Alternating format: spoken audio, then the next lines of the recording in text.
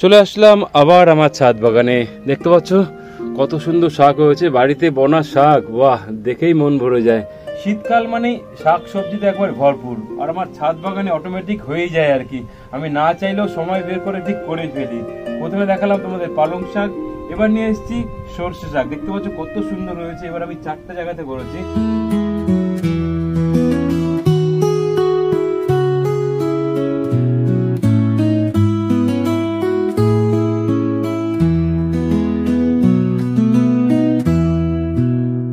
কিন্তু খুব বেশি দিন সময় লাগেনি, খুব অল্প সময়ের মধ্যে হয়েছে, মাত্র 15 থেকে 18 দিনের মধ্যে এগুলো কিন্তু দেখতে পাচ্ছ। এবং সবচেয়ে সহজ আর কি, যত শাকসবজি আছে সর্ষে শাক তুমি সর্ষে দানা যেখানে ইচ্ছা ফেলে দিতে পারো।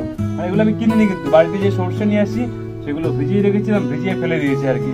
তো চলো সর্ষে শাক তুলতে তুলতে তোমাদের সাথে শেয়ার করি কিভাবে করলাম আর কি।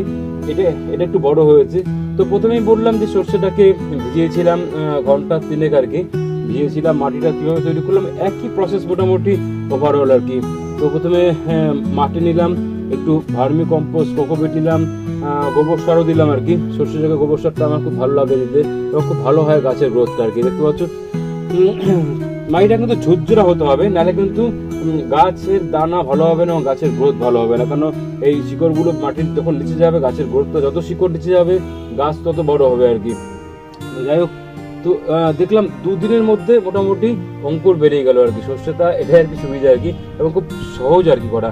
মাঝখানে কিন্তু কোনো সার দেয়নি আর কি, বিশ্বাস করো একদম কোনো সার দিইনি। মাটির তৈরির সময় যেটুকু দিয়েছিলাম সেইটুকুই আর কি, তারপরে আর কোনো সার দেওয়া হয়নি এই সর্ষে শাকের ক্ষেত্রে আর কি।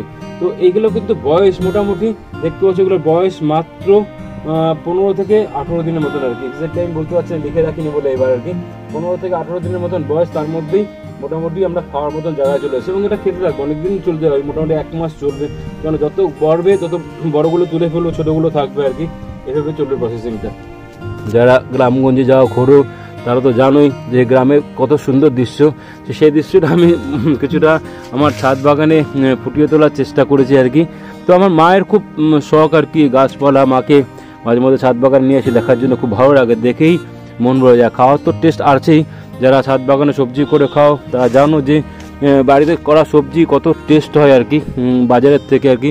একটাই কারণ, আমরা এখানে কোনো রাসায়নিক সার আমরা ইউজ করি না, তার জন্য এত টেস্ট হয় আর কি। তো দেখতে পাচ্ছ কত সুন্দর শাক হয়েছে। আর একটুখানি তুলবো, মোটামুটি অনেকটাই তোলা হয়ে গেছে, ফাঁকা ফাঁকা করে ফেলেছি। আর বেশি তুলবো না, এখান থেকে মোটামুটি আমরা তুলতে থাকবো, কম করে 1 মাস ধরে আমরা তুলতে থাকবো আর কি। এবং গাছ যত বড় হবে আস্তে আস্তে মাঝখানের থেকে তুলে পাতলা করবো, তাতে গাছের গ্রোথটাও ভালো হবে আর কি।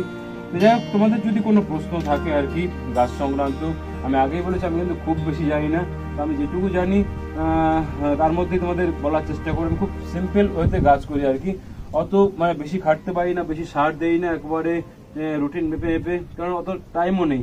যাদের হাতে টাইম নেই তাদের জন্য আমি আছি, এবং খুব সহজে যারা খাটতে পারো না, আমিও খুব বেশি খাটতে পারি না। দেখে হয়তো মনে হয় খুব খাটি, একদমই নয়, খুব একটা খাটা হয় না। হয়তো কখনো আধা ঘন্টা রোজ, কখনো 1 ঘন্টা দেওয়া হয়, এই আর কি। এইটুকুই আমার খাটনি।